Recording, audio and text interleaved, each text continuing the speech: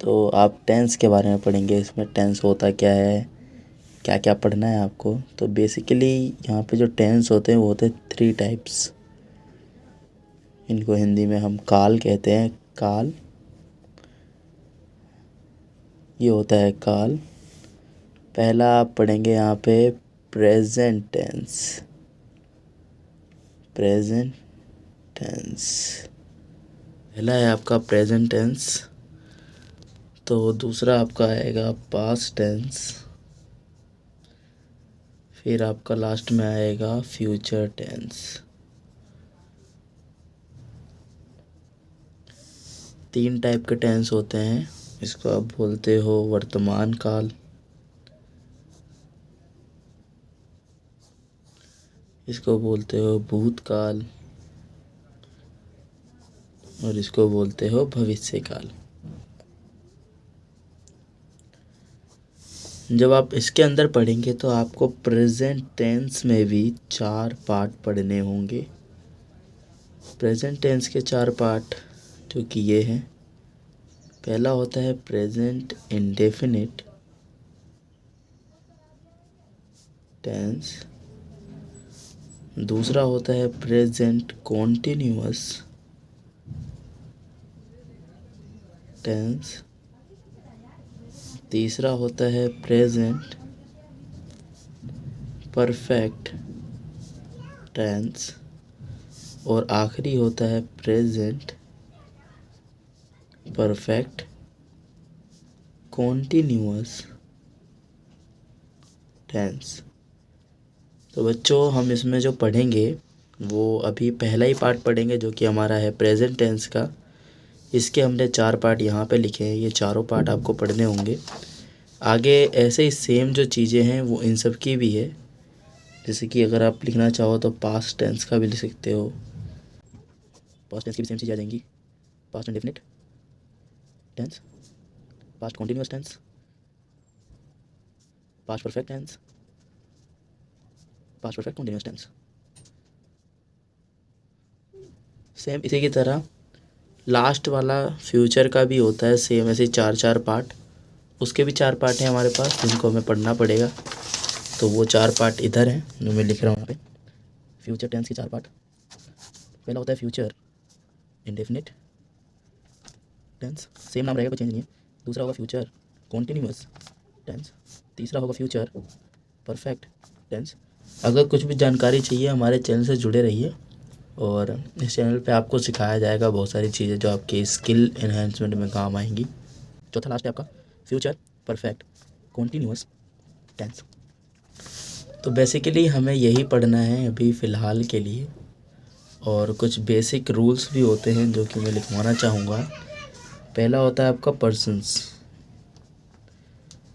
ये पर्सन्स क्या होते हैं? पहला होता है फर्स्ट पर्सन। फर्स्ट पर्सन वो व्यक्ति होता है जो खुद होता है। खुद मतलब कि मैं मतलब पहला आदमी। आप नाम से स्पष्ट करेंगे पहला आदमी। पहला आदमी कौन होगा? किसी भी कन्वर्सेशन में पहला व्यक्ति कौन होता है? हमेशा कौन होता है? मैं होता है। और इसी मैं को इंग्लिश में कहते हैं हम आई। ठीक है। देन सेकंड जो पर्सन आएगा वो होता है सेकंड पर्सन। वो कौन होगा? अगर पहला पर्सन मैं है तो सेकंड पर्सन कौन होगा? सामने वाला। सामने वाला यानी कि जिससे मैं यानी कि हम बात कर रहे होते हैं। ठीक है, जिससे कि हम बात कर रहे होते हैं। बात कैसे करेंगे? तुम से। तुम यानी कि सामने वाला, या फिर इसको बोलते हैं हम आप। और इसी को आप इंग्लिश में बोलोगे यू। ठीक है। First person, second person, last one जो होता है हमारा वो होता है थर्ड पर्सन। सिंपल है। थर्ड पर्सन में कुछ नहीं होता। पहले में तो फर्स्ट पर्सन में हम खुद हो गए, सेकंड पर्सन में सामने वाला जो कि तुम और आप होते हैं, और थर्ड पर्सन में जो बंदा होता है वो होते हैं जो तीसरा पक्ष होता है, तीसरे बंदे। या तीसरे लोग जो दो व्यक्तियों की बातों को सुनते हैं या थर्ड उन्हीं पर पहला पर्सन मतलब कि फर्स्ट पर्सन और सेकंड पर्सन बात कर रहे होते हैं। जैसे कि अगर आपने देखा होगा, अगर एक बंदा है, मान लो एक आदमी है, ये है मैं और ये है एक और आदमी जो कि हो यू तुम।